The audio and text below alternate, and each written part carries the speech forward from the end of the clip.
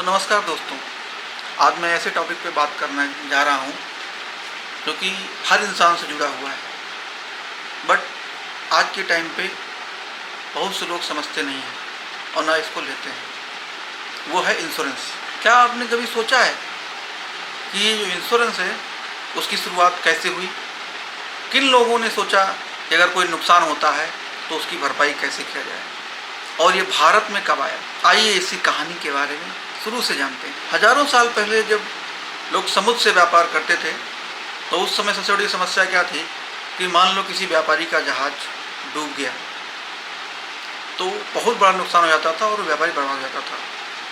तो सारे व्यापारियों ने मिलकर एक साझा फंड बनाया और डिसाइड किया गया कि किसी भी व्यापारी का अगर जहाज डूबता है तो उस फंड से उस जहाज की या उस व्यापारी की भरपाई की जाएगी। यहीं से शुरुआत हुई इंश्योरेंस की।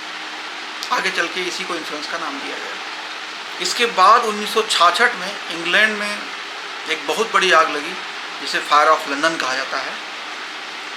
बहुत से घर जलकर खाक हो गए, बहुत लोगों का नुकसान हुआ।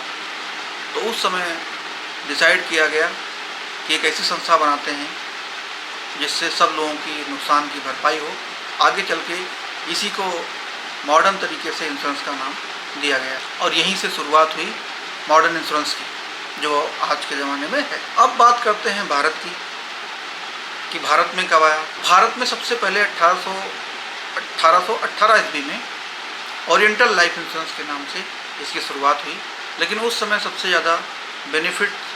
ज़्यादा क्या पूरा जो बेनिफिट मिलता था वो अंग्रेज़ों को ही मिलता था। अंग्रेज़ों के जाने के बाद जब भारत स्वतंत्र हुआ तो 1956 में सबसे पहले सारी बड़ी लाइफ इंश्योरेंस कंपनियां या इंश्योरेंस कंपनियों को मिला करके एक कंपनी का निर्माण हुआ जिसे life insurance corporation of India बोला जाता था, जो आज की डेट में LIC है। फिर 1972 में जनरल इंश्योरेंस का राष्ट्रीयकरण हुआ। उसके बाद वर्ष 2000 में भारत सरकार ने इंश्योरेंस को निजी कंपनियों के लिए खोल दिया। उसके बाद भारत में बहुत सी लाइफ इंश्योरेंस, हेल्थ इंश्योरेंस और मोटर इंश्योरेंस की कंपनियां ओपन होना स्टार्ट हो गई। लेकिन एक सवाल है, अगर इंश्योरेंस इतना ज़रूरी है तो लोग लेने से डरते क्यों? आज भी अधिकतर लोग नहीं लेते क्योंकि अधिकतर लोग इंश्योरेंस की वैल्यू समझते ही नहीं हैं। सच में जो इंश्योरेंस है ना, वो खर्च नहीं है, वो आपकी आर्थिक सुरक्षा है जो ज़रूरत में आपके काम। कल्पना कीजिए कि आपके परिवार में जो कमाने वाला है, मान लो आप ही कमाने वाले हो और आपका एक्सीडेंट हो जाता है या कोई मेजर बीमारी हो जाती है। उस कंडीशन में घर का जो खर्चा होता है कैसे चलता है, या आपका जो इलाज होगा वो कैसे होगा। यहाँ पे बहुत ही बड़ा अहम रोल निभाती है अपनी हेल्थ इंश्योरेंस कंपनी और लाइफ इंश्योरेंस कंपनी। उस समय अगर आपके पास पॉलिसी है, इंश्योरेंस है, तो बहुत बड़े खर्चे से आप बच सकते हो और आपका परिवार दिवालिया जाने से पहले बच सकता है।